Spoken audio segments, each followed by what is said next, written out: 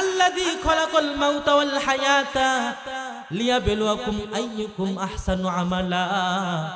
তিনি সেই সত্তা যিনি নাকি মৃত্যুকে এবং জীবনকে সৃষ্টি করেছে তোমাদের মধ্যে কে উত্তম আমল করে পরীক্ষা করার জন্য।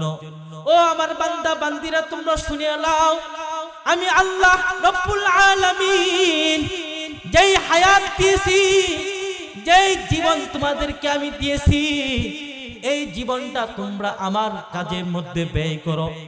কারণ যদি তোমার হায়াত শেষ হয়ে যায় আর মালাকুল মউত যদি তোমার বাড়িতে চলে আসে, তুমি যদি মালাকুল মউতকে বলো, ও মালাকুল ভাই আমাকে একটা মুহূর্ত সময় দাও না, আমি তো 5 ওয়াক্ত নামাজ ঠিক মতো পড়ি নাই, আমি তো হজ ঠিক মতো করি নাই, আমি তো যাকাত দিই নাই, আমি তো আল্লাহর হুকুম মানি নাই, আমি তো রাসূলের তরিকা মতো চলি নাই।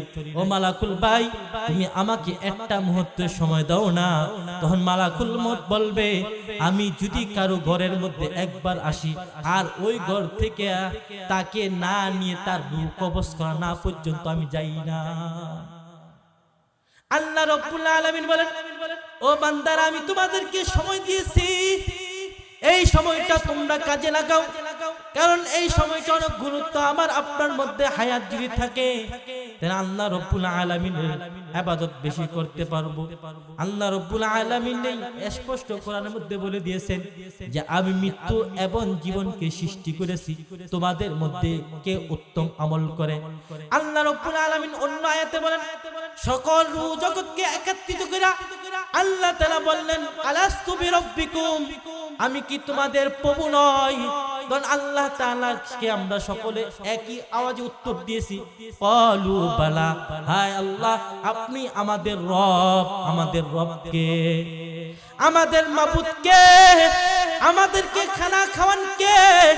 এই আকাশের মালিককে, জমিনের মালিককে, ওই আল্লাহ রাব্বুল আলামিনকে আমরা যখন প্রশ্ন করব তখন আল্লাহ তাআলাকে আমরা জবাব দিয়েছি, হায় আল্লাহ আপনি আমাদের রব, আপনি আমাদের পালনকর্তা, আপনি সব কিছুর মালিক। তখন আল্লাহ তাআলা বললেন, আমি তোমাদের এই মুখের কথা স্বীকার করব না, যাও আমি তোমাদেরকে দুনিয়ার মধ্যে পাঠিয়ে দিব।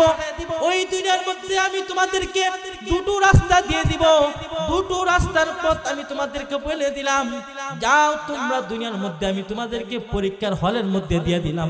তোমরা যদি নেক আমল করো, তোমরা যদি রাসূলের তরিকা মতো চলো, তোমরা যদি আমার নবী যে কথাগুলো বলছে এই কথা অনুযায়ী আমল করো, তাহলে তোমরা জান্নাতে যাইবা।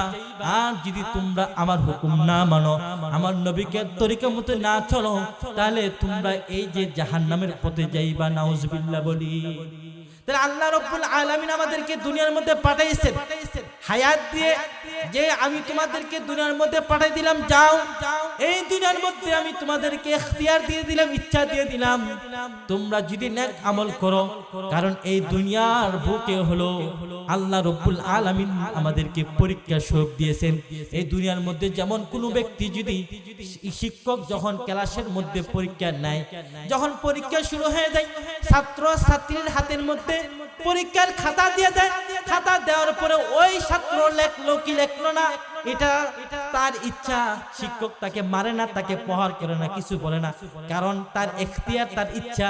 সে যদি প্রশ্নের সঠিক উত্তর দিতে পারে তাহলে সেই ভালো ফলার আশা করবে।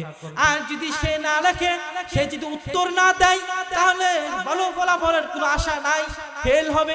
তেমনি আল্লাহ রাব্বুল আলামিন বলেন, যাও আমি তোমাদেরকে দুনিয়ার মধ্যে পাঠিয়ে দিলাম, ওই দুনিয়াটা হলো পরীক্ষার হল। তোমরা যদি নেক আমল করো, তোমরা যদি ভালো ফলাফল করো, তাহলে তোমরা আমার জান্নাতে থাকতে পারবা। সুবহানাল্লাহ।